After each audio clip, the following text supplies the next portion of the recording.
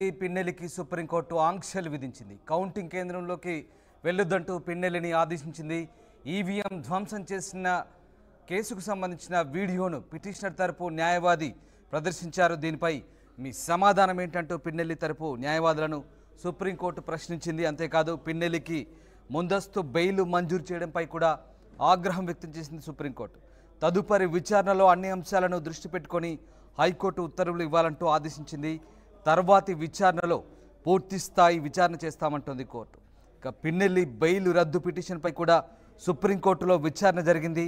దీనికి సంబంధించి టీడీపీ నేత నంబూరి శేషగిరిరావు పిటిషన్ వేశారు. బెయిల్ రద్దు పిటిషన్తో పాటు మరొక 2 పిటిషన్లు కూడా దాఖలయ్యాయి. నంబూరి పిటిషన్లపై విచారణ చేశారు జస్టిస్ అరవింద్ కుమార్, జస్టిస్ సందీప్ మెహతా ధర్మాసనం. ఈ నేపథ్యంలో పిన్నెల్లికి సంబంధించి సుప్రీంకోర్టు కొన్ని ఆంక్షలు విధించింది. కౌంటింగ్ కేంద్రంలోకి వెళ్ళొద్దంటూ ఆదేశించింది. ఇక పిన్నెల్లికి ముందస్తు బెయిల్ మంజూరు చేయడంపై కూడా ఆగ్రహం వ్యక్తం చేసింది సుప్రీంకోర్టు. తదుపరి విచారణలో అన్ని అంశాలను దృష్టి పెట్టుకొని హైకోర్టు ఉత్తర్వులు ఇవ్వాలంటూ ఆదేశించింది సుప్రీంకోర్టు. ఇక ఈవీఎం ధ్వంసం చేసిన వీడియోకు సంబంధించి ఆ ప్రదర్శన చూసిన సుప్రీంకోర్టు ధర్మాసనం దీనిపై మీ సమాధానం ఏంటంటూ పిన్నెల్లి న్యాయవాదులను ప్రశ్నించడంతో ఒక్కసారిగా పిన్నెల్లి న్యాయవాదులు సమాధానం చెప్పలేని పరిస్థితి. ఎస్, మా ప్రతినిధి రామకృష్ణ ఢిల్లీ నుంచి లైవ్లో జాయిన్ అవుతున్నారు. రామకృష్ణ, పిన్నెల్లికి సుప్రీంకోర్టు ఆంక్షలు విధించింది. ఈసారి ఏకంగా కౌంటింగ్ కేంద్రంలోకి వెళ్లకుండా ఆయనపై ఆంక్షలు విధించిన పరిస్థితి.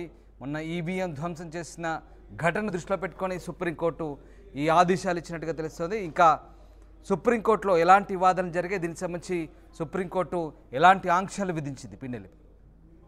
ఇక పిన్నెల్లి రామకృష్ణారెడ్డికి సుప్రీంకోర్టులో తీవ్ర చుక్కెదురైంది. మరి పిన్నెల్లి వ్యవహారంపై సుప్రీంకోర్టు కూడా తీవ్రమైన ఆగ్రహం వ్యక్తం చేసింది. ముఖ్యంగా చూసుకుంటే పిన్నెల్లి ఈవీఎంలను ధ్వంసం చేయడము, అలాగే హత్యాయత్నం చేయడం, ఈ 2 అంశాలకు సంబంధించి నంబూరి శేషగిరిరావు పిటిషన్ సుప్రీంకోర్టులో దాఖలు చేశారు.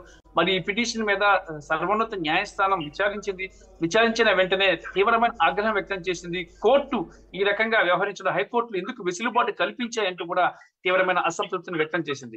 పిన్నెల్లిని రేపు కౌంటింగ్ సెంటర్ కి వెళ్ళొద్దంటూ కూడా తీవ్రంగా హెచ్చరించడంతో పాటు కౌంటింగ్ సెంటర్ కు పరిసర ప్రాంతాల్లో కూడా పిన్నెల్లి వెళ్ళవద్దు అంటూ కూడా ఆదేశాలు జారీ చేసింది.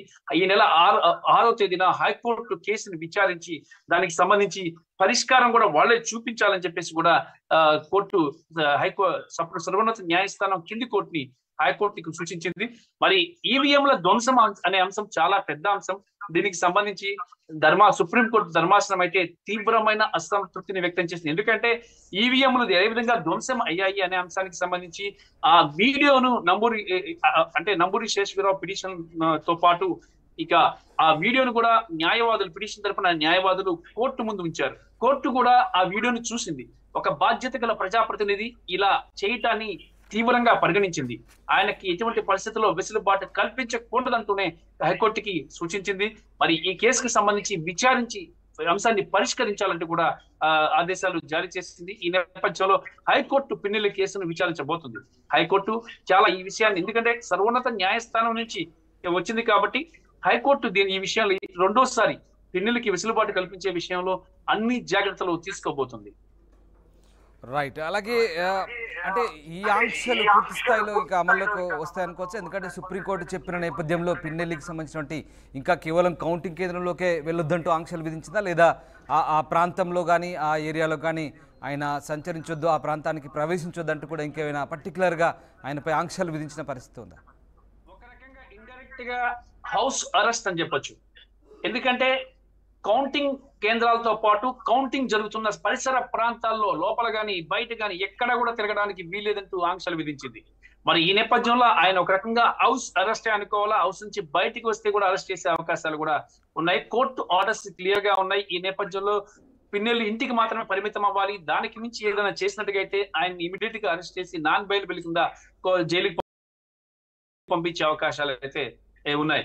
అందుకే ఇక క్లియర్ గా 2 విషయాల్ని నంబూరి శేషగిరిరావు తన పిటిషన్ లో పేర్కొన్నారు. ఒకటి ఈవీఎంల అంశము, 2వది హత్యా ప్రయత్నం. ఈ 2 అంశాలను కూడా పరిగణలోకి తీసుకుంది సర్వోన్నత న్యాయస్థానం.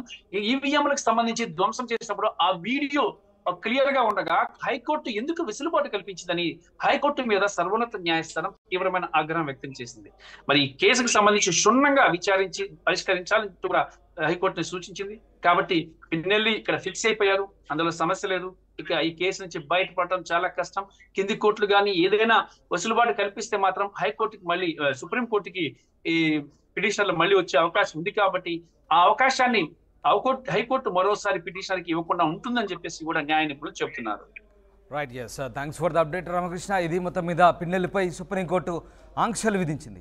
పిన్నెల్లి కౌంటింగ్ కేంద్రంలోకి వెళ్ళొద్దంటుంది సుప్రీంకోర్టు. అంతేకాదు ఆ పరిసర ప్రాంతాల్లోకి కూడా వెళ్లకుండా ఆయనపై ఆంక్షలు విధించింది.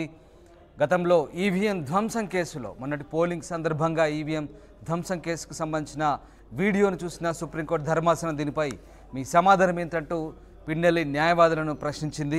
అంతేకాదు పిన్నెల్లికి ముందస్తు బెయిల్ మంజూరు చేయడంపై కూడా సుప్రీంకోర్టు ఆగ్రహం వ్యక్తం చేసింది.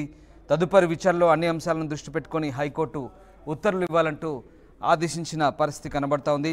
టీడీపీ నేత నంబూరి శేషగిరిరావు దాఖలు చేసిన పిటిషన్పై హైకోర్టు ధర్మాసనం ఈ తీర్పునిచ్చింది.